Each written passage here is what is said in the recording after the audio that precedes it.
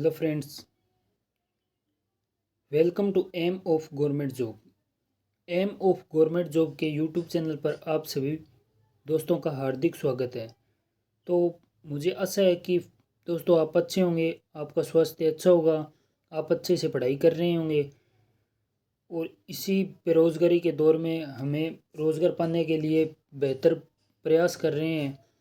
हमने अच्छी मेहनत की भी है और करते भी रहेंगे। हम इस परिवार के साथ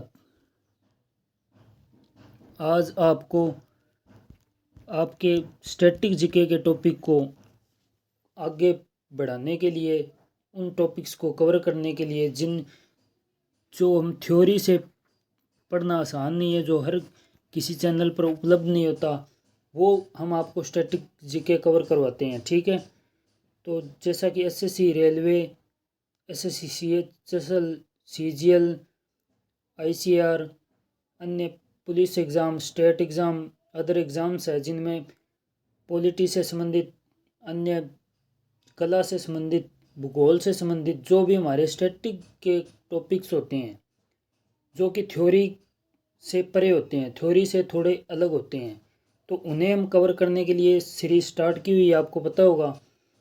उसी टॉपिक्स को अच्छी तरह से गहन अध्ययन करने के लिए, पढ़ने के लिए हम सीरीज़ को आगे बढ़ाते जा रहे हैं। मुझे उम्मीद है आप पढ़ते जा रहे होंगे और अच्छा प्रदर्शन आपको करते जा रहे होंगे। आपको महसूस हो रहा होगा कि हमने जो स्टैटिक जगह पढ़ा है वो हमारे एग्ज़ामों में आ रहा है या आया है। आपने देखा होगा, आपने बहुत कोचिंग की होगी, पढ़ाते सभी बढ़िया हैं, पर आपको पढ़ना है, ये आप पर डिपेंड करता है कि आप कितना पढ़ते हो। हम यहाँ पे 20 मिनट 1 घंटा पढ़ाते हैं, तो आप उसको 3 घंटा 4 घंटा रिवाइज करते हो तो ही आपका एग्ज़ाम निकलेगा। आपको अपनी कमज़ोरियों को पकड़ना है फ्रेंड्स।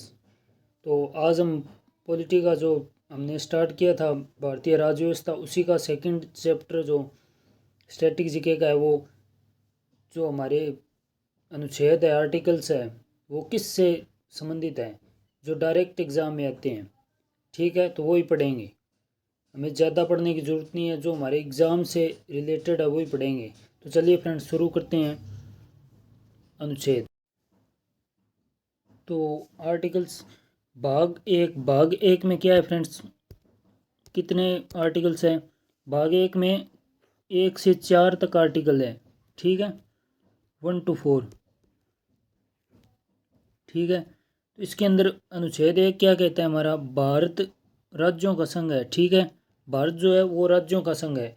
अनुच्छेद 2 इसी प्रकार क्या कहता है, अनुच्छेद 2 कहता है राज्य निर्माण या स्थापना, राज्य का निर्माण किस प्रकार होगा या उसकी स्थापना किस तथ्यों को ध्यान में रखते हुए होगी। ठीक है, अनुच्छेद 3 हमारा क्या कहता है, नाम क्षेत्र निर्माण, यानी राज्यों का या किसी क्षेत्र का नाम या निर्माण किस प्रकार किन तथ्यों को ध्यान में रखकर होगा, वो अनुच्छेद 3 के अंतर्गत आता है। ठीक है, अनुच्छेद 4 है वो हमारा क्या कहता है, अनुच्छेद 4 है आर्टिकल 2 और 3 के प्रावधान कैसे यूज करने हैं। जैसे आर्टिकल 2 में क्या है, आर्टिकल 2 में राज्य का निर्माण स्थापना, अनुच्छेद आर्टिकल 3 में नाम क्षेत्र निर्माण, इसके ये किस तथ्यों को ध्यान में रखते हुए होंगे, ये आर्टिकल 4 में दिया हुआ है। ठीक है, ये समझ में आ गया। नेक्स्ट भाग 2, इसमें आर्टिकल कहाँ से कहाँ तक है, आर्टिकल 5 to 11। ठीक है, 5 से 11 तक आर्टिकल है इसमें। भाग 5 से 11 तक क्या है, नागरिकता से संबंधित है। ठीक है, अनुच्छेद 5 से 11 तक नागरिकता से संबंधित है, भाग 2 में ये समाहित है। ठीक है, नेक्स्ट भाग 3 हमारा क्या कहता है, भाग 3 क्या कहता है, समता, 12 से 35 तक इसके अंदर आर्टिकल्स है, भाग 3। ठीक है,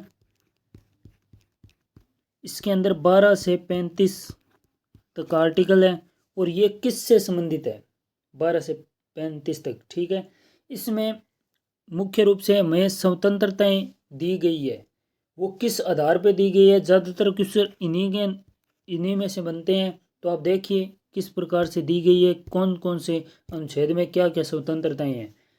तो पहले के अंदर स्वतंत्रताएं हैं या हमारे मौलिक अधिकार हैं जो 12 से 35 तक है। ठीक है, तो पहले यानी कि अनुच्छेद 14 से 18 तक, ठीक है, समता और समानता का अधिकार दिया हुआ है, ठीक है।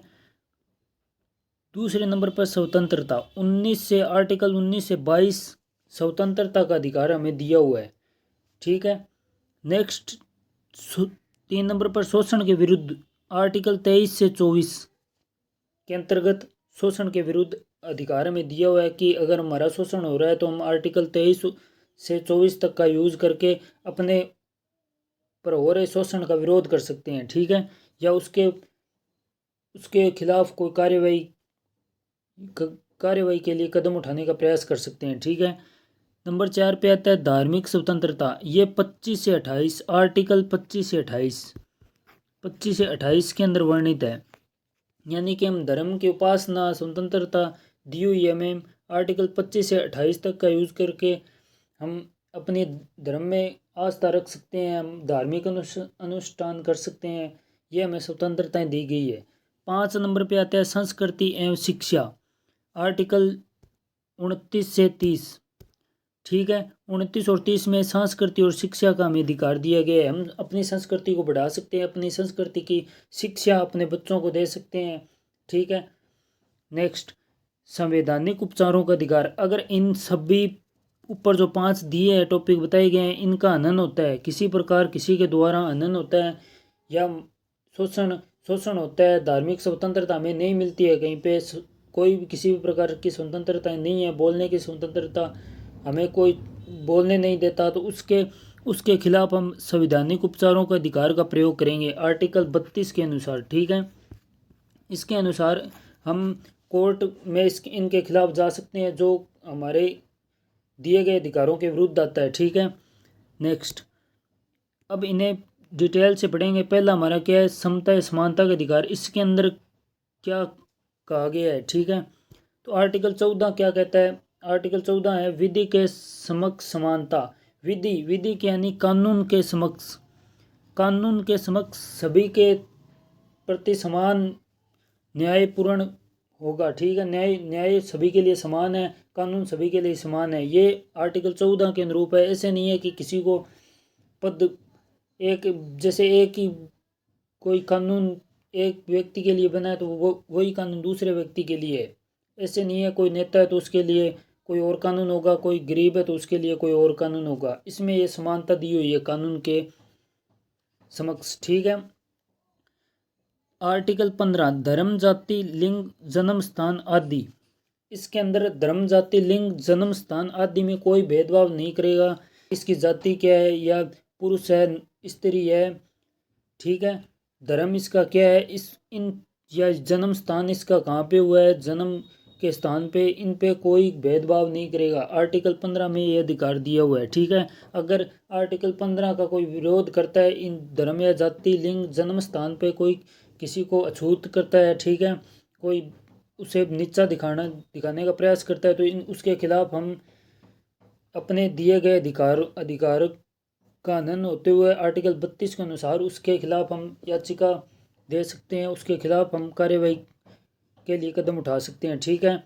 आर्टिकल 16 लोक नियोजन में अवसर की समानता, इसमें यह है कि हम कोई भी कार्य कर रहे हैं, जैसे हम अपने कोई अनुष्ठान कर रहे हैं, कोई भी लोक नियोजन की हमें स्वतंत्रता है, अवसर की समानता है, सभी को भरपूर अवसर मिलेगा, लोक नियोजन होता है, ठीक है। आर्टिकल 17 अनुच्छेद 17 में अस्पृश्यता का अंत, छुआछूत अगर कहीं पे हो रही है तो उसके खिलाफ भी हम कड़ा रुख उठा सकते हैं, ठीक है। आर्टिकल 19 में उपाधियों का अंत, ये अब डायरेक्ट याद रखें, क्वेश्चन बनता है उपाधियों का अंत आर्टिकल 18 में। आर्टिकल 19 में अभिव्यक्ति की स्वतंत्रता, बोलने का अधिकार दिया हुआ है, इसके अंदर पूछा जाता है आर्टिकल 19 के अंदर कौन कौन सी स्वतंत्रताएं हैं, ऑप्शन में दे देता है, जो 4 होती है और जो नहीं होती वो उसके अंदर दे देता है, तो हमें ये पढ़ना है इसके अंदर कौन कौन सी स्वतंत्रताएं हैं, ठीक है। आर्टिकल 19 के अंदर शांतिपूर्ण रूप से एकत्रित होने की स्वतंत्रता है, हम शांतिपूर्ण रूप से एकत्रित हो सकते हैं, अगर वहाँ पे कोई धारा नहीं लगी हुई है, कोई सैन्य कार्यवाही नहीं हो रही है तो हम शांतिपूर्ण ढंग से एकत्रित हो सकते हैं, ठीक है। आर्टिकल 19 के अंदर यह सभा समूह बनाने की स्वतंत्रता है। हम सभा बना सकते हैं, कहीं पर सभा का आयोजन कर सकते हैं, समूह बना सकते हैं। 19 के अंदर ही भारत में आवागमन, भारत में हम कहीं पर भी आवागमन कर सकते हैं, यानी कि हम पर्यटन कर सकते हैं, टूरिज्म कर सकते हैं, इधर उधर जा सकते हैं, हमें पूरी स्वतंत्रता है। ठीक है। आर्टिकल 19 के अंदर यह भारत में निवास करने की स्वतंत्रता है। हमें, हम अगर भारत के निवासी हैं, हमने नागरिकता प्राप्त कर ली है, तो हम भारत के अंदर निवास कर सकते हैं। ठीक है। आर्टिकल 19 भारत में आजीविका रोजगार, भारत में हम रोजगार भी कर सकते हैं, इसकी भी स्वतंत्रता हमें दी हुई है। ठीक है। हमारे संविधान ने ये चीज़ें हमें दी हुई है। ठीक है। आर्टिकल 20, आर्टिकल 20 क्या कहता है? अपराध के दोष सिद्धि, अपराध के दोष सिद्धि से संबंधित है। अपराध के दोष सिद्धि से समझने का तात्पर्य है कि उससे कोई व्यक्ति, अगर अपराध, उसका दोष अगर सिद्ध हो जाता है कि ये अपराधी है, तो उसे उसी कानून से सजा दी जाएगी जो उस समय हो। यानी कि ऐसे नहीं है कि जो उस जिस समय उस पर दोष सिद्ध हुआ है उस समय क्या कानून है उसके अनुसार उसे सजा मिलेगी। ठीक है। खुद के विरुद्ध गवाही के लिए बाध्य नहीं किया जा सकता है। खुद के विरुद्ध उसी व्यक्ति को गवाही के लिए बाध्य नहीं किया जा सकता जो जो लाया गया, कोर्ट में लाया गया, उसे ऐसे नहीं कहा जा सकता कि आप खुद के खिलाफ गवाही दो। ठीक है। नेक्स्ट, एक अपराध एक ही बार सजा, अगर एक अपराध किया है तो उसकी एक ही बार सजा मिलेगी। ऐसे नहीं है कि एक बार अपराध कर दिया, एक बार जेल हो गई, अपराध का सजा मिल गई, फिर उसे उसी अपराध के लिए दूसरी बार सजा मिले। ठीक है। ये आप जरूर याद रखें, ये 20 आर्टिकल पूछा ही जाता है एग्जाम में। नेक्स्ट, आर्टिकल 21 प्राण एवं दैविक स्वतंत्रता, जीवन का अधिकार, स्वच्छ खाना पीना, मानवता, ये सभी अधिकार हमें दिए हुए हैं। हम अपने अपने स्वास्थ्य को स्वच्छ रख सकते हैं, जीवन जी सकते हैं। ठीक है। स्वच्छ रहना, खाना पीना कर सकते हैं, ये अधिकार आर्टिकल 21 के अंतर्गत दिया हुआ है। आर्टिकल 21A के अंतर्गत हमें क्या दिया हुआ है? 86वें संशोधन के अंतर्गत ये जोड़ा गया था। आर्टिकल 21A के अंतर्गत ये 2002 में हुआ था। ठीक है। 6 से 14 वर्ष के बच्चों को अनिवार्य शिक्षा, 6 से 14 वर्ष के बच्चों को अनिवार्य शिक्षा निःशुल्क दी जाएगी। ये इस आर्टिकल 21A के अंतर्गत आता है। आर्टिकल 22 नेक्स्ट, गिरफ्तारी के संबंध में संरक्षण, इसके अंदर गिरफ्तारी होती है किसी व्यक्ति के, तो उसे संरक्षण दिए जाते हैं कुछ। ठीक है। कारण पूछने का अधिकार है, यानी कि व्यक्ति को गिरफ्तार कर रहे हैं तो उसे कोई कारण, ठोस कारण होना चाहिए कि मैं इसलिए आपको गिरफ्तार कर रहे हैं, या उसके खिलाफ कोई वारंट होना चाहिए, अन्यथा उसे गिरफ्तार नहीं किया जा सकता। ये उसकी स्वतंत्रता है जो हमें संविधान ने दी हुई है, हमारी स्वतंत्रता है। ठीक है। 24 घंटे के अंदर उपस्थित मजिस्ट्रेट, आवागमन टाइम को काट कर, यानी कि आने जाने के समय, जो मजिस्ट्रेट के सामने आने जाने का समय है, जो थाने से लेकर कोर्ट तक आने जाने का समय, उसे माइनस करके कट के 24 घंटे के अगर व्यक्ति को गिरफ्तार कर लिया तो उसे मजिस्ट्रेट के सामने पेश करना होगा। अगर नहीं किया है तो उसे छोड़ना होगा। ठीक है। आगे क्या कहता है? मनपसंद कानून सलाह वकील, अगर व्यक्ति को ठोस कारण दिया गया है कि हम इसलिए गिरफ्तार करें हैं, तो उसे अपना मनपसंद वकील चुनने के लिए वो किसी का बाध्य नहीं है, यानी कि वो अपने मनपसंद वकील चुन सकता है। ठीक है। नेक्स्ट, आर्टिकल 23, आर्टिकल 23 क्या कहता है? मानव व्यापार, बालात श्रम, बंधुआ मजदूरी पर रोक। मानव के व्यापार या बाल श्रम होता है, जो बंधुआ मजदूरी होती है, उस पर रोक लगाई गई है आर्टिकल 23 के अनुसार। आर्टिकल 24 के अनुसार 14 वर्ष से कम उम्र के बच्चों को होटल खाना में काम करने से रोक, यानी 14 वर्ष से जो कम बच्चे हैं वो होटलों में काम नहीं कर सकते। ठीक है। नेक्स्ट, आर्टिकल 25, ये 25 से आर्टिकल 23 से 24 शोषण का विरोध पढ़ लिया। 25 से 28 है धार्मिक स्वतंत्रता, 25 से 28 है।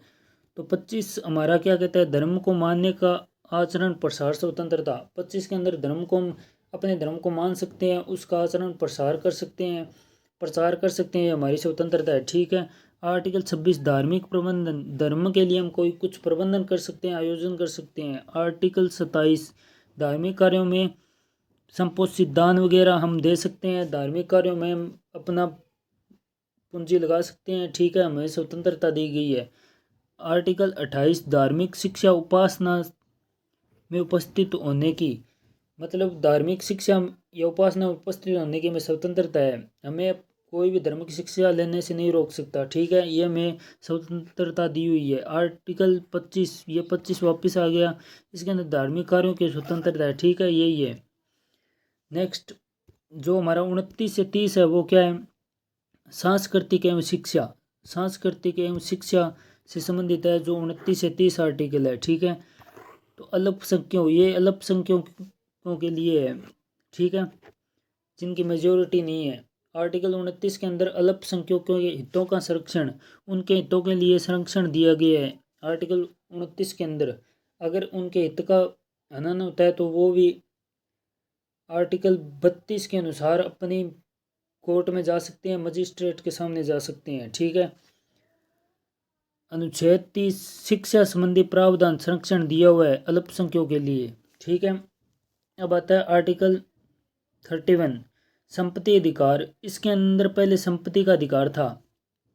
ठीक है, 1978 में इसे संशोधन करके 300A में डाल दिया गया और ये हमारा कानूनी अधिकार बन गया है। पहले कानूनी अधिकार नहीं था, मौलिक अधिकार था। ठीक है।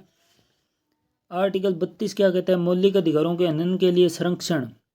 सुप्रीम कोर्ट, हाई कोर्ट के अंदर हम जा सकते हैं। इसे संविधान की आत्मा भी कहा गया है आर्टिकल 32 को।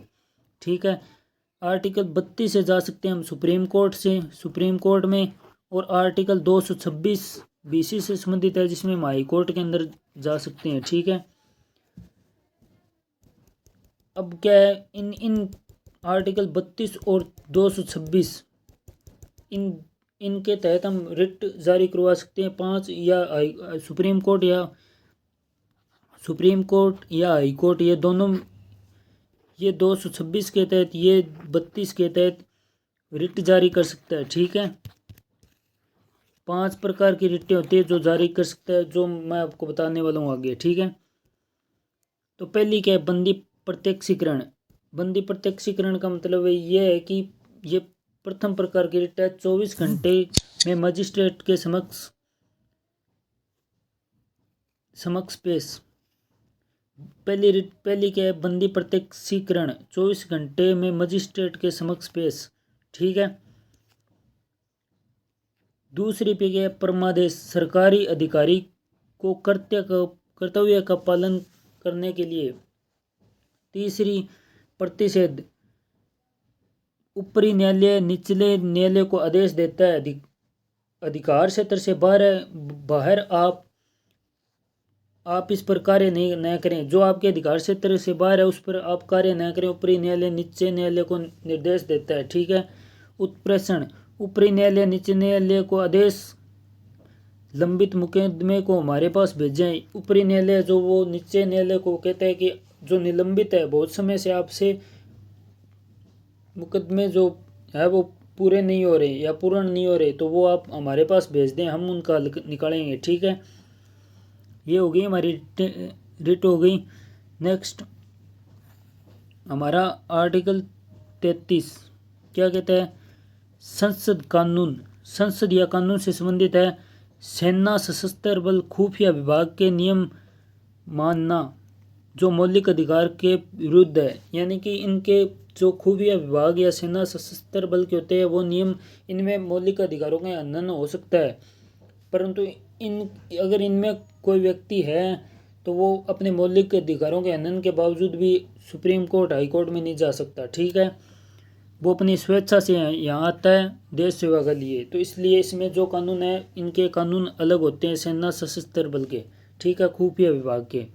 आर्टिकल 34 संसद कानून, जिस क्षेत्र में मार्शल लॉ लागू होता है मौलिक अधिकारों पर संसद रोक लगा सकती है। इसका मतलब यह है कि मार्शल लॉ यानी कि सेना का कानून जिस क्षेत्र में लागू हो गया वहाँ पे मौलिक अधिकारों का हनन हो सकता है। इसके खिलाफ भी हम हाई कोर्ट, सुप्रीम कोर्ट में नहीं जा सकते।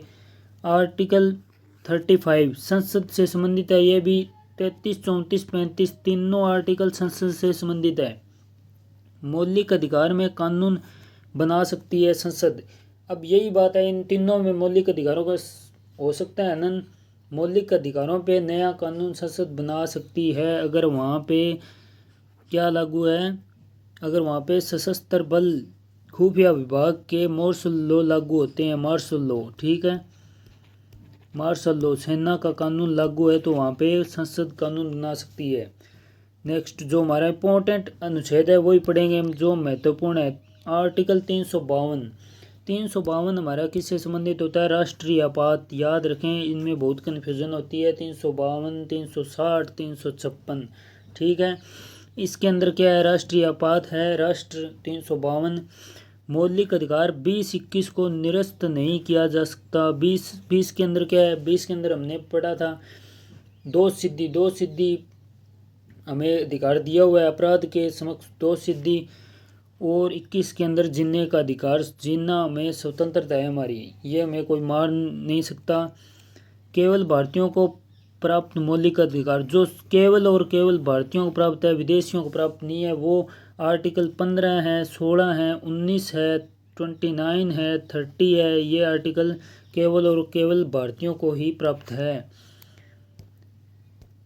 नेक्स्ट, भारतीयों को प्लस विदेशियों को प्राप्त कौन कौन से है, जो दोनों को सभी को प्राप्त है। आर्टिकल 14 है, ठीक है। समानता का अधिकार जो है 20 है, 21 है, 21A है शिक्षा का अधिकार। 21 जो है किससे संबंधित था, 21 जो अधिकार था प्राण एवं दैविक स्वतंत्रता से। 20 दो सिद्धि से। 14 समानता से। 23 से 24 ये शोषण से संबंधित था। 25 से 28 धार्मिक स्वतंत्रता से संबंधित था, ठीक है। तो अब चलते हैं हम नेक्स्ट। अब हम देखते हैं कौन कौन से नेताओं से संबंधित, मंत्रीगणों से संबंधित अनुच्छेद कौन कौन से है जो हमारे एग्जाम पॉइंट ऑफ व्यू से इम्पोर्टेंट है। तो चलिए राज्यपाल से हम पहले पढ़ लेते हैं कि राज्यपाल के संबंध में कौन कौन से अनुच्छेद इम्पोर्टेंट है। आर्टिकल 152, इसके अंदर परिभाषा है कि राज्यपाल क्या होता है, क्यों होता है, ठीक है। आर्टिकल 153, राज्यों के लिए एक राज्यपाल होगा, ये आर्टिकल 153 के अंतर्गत आता है। आर्टिकल 154 के अंदर राज्यपाल की शक्तियाँ क्या क्या होगी, ठीक है। आर्टिकल 155 में नियुक्ति किस प्रकार होगी प्रेसिडेंट की, इसकी राज्यपाल की तो 155 और प्रेसिडेंट की होती है 55 आर्टिकल में, डायरेक्ट 55 में प्रेसिडेंट राष्ट्रपति और राज्यपाल की 155 में।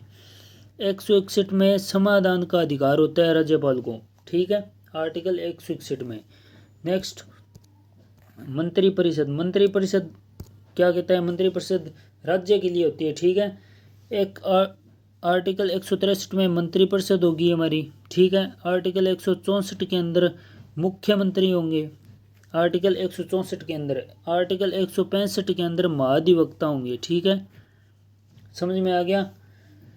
नेक्स्ट, राज्य विधानमंडल राज्य में संसद का छोटा रूप, ठीक है। राज्य में एक प्रकार से संसद होती है जो राज्य का विधानमंडल होता है। तो इसके अंदर कौन कौन से आर्टिकल आते हैं, आर्टिकल 168 से शुरू होता है, तो इस 168 के अंतर्गत आता है विधानमंडल, ठीक है।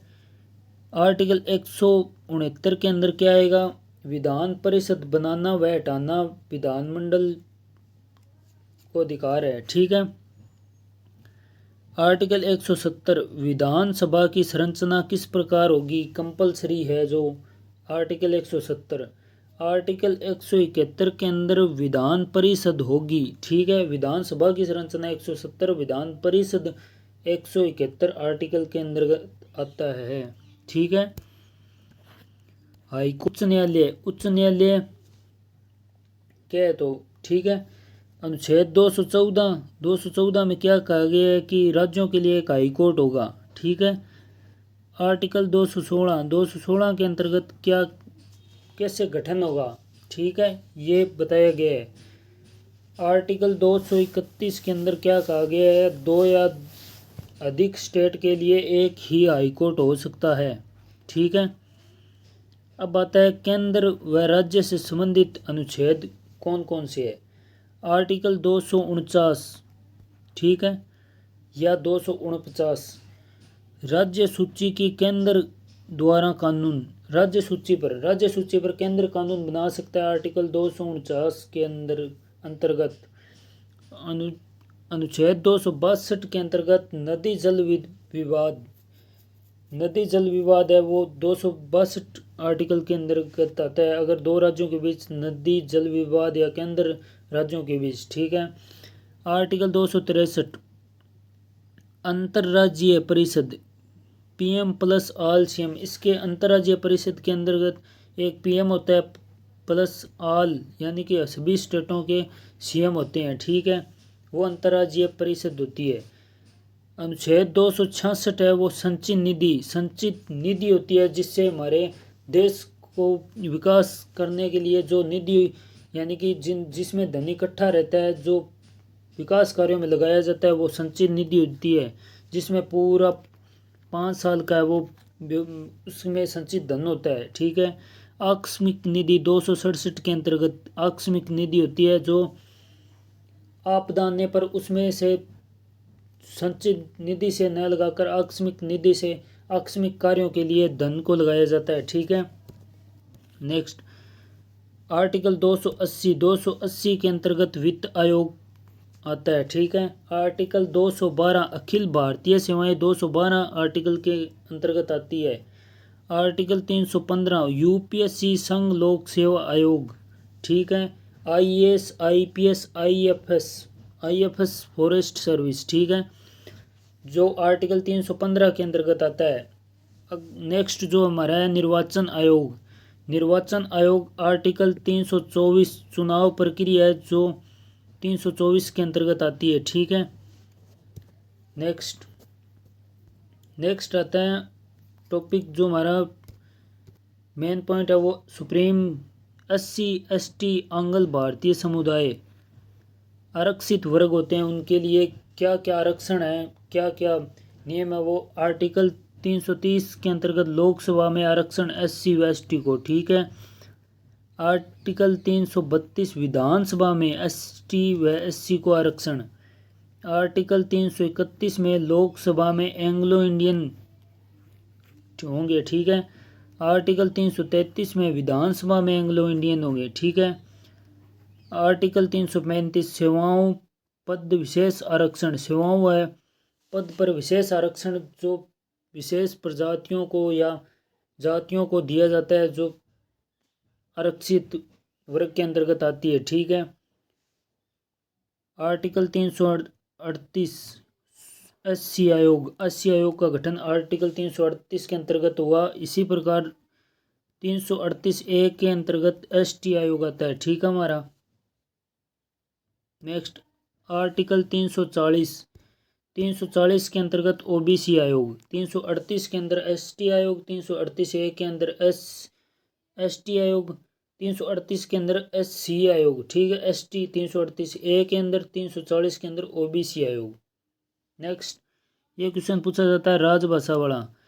आर्टिकल 343 के अंतर्गत हिंदी लिपि जो देवनागरी है वो आर्टिकल 343 के अंतर्गत आती है, ठीक है।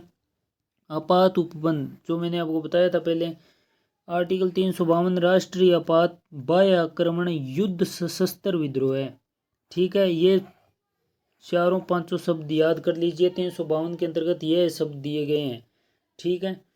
आर्टिकल 356 के अंतर्गत आपात लगा सकते हैं, राष्ट्रपति शासन होगा 356 के अंतर्गत।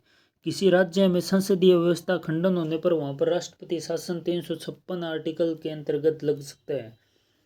आर्टिकल 360 वित्तीय आपातकाल,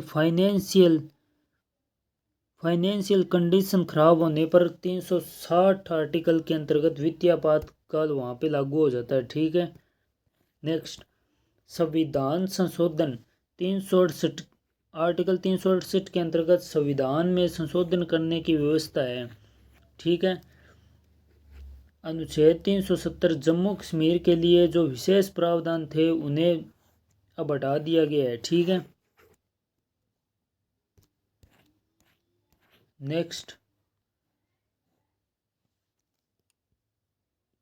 नेक्स्ट हमारा टॉपिक है जो वो है नित्य निर्देशक तत्व। ये हमारी नेक्स्ट जो वीडियो आएगी उसमें हम करवा देंगे आपको। ठीक है फ्रेंड्स, धन्यवाद।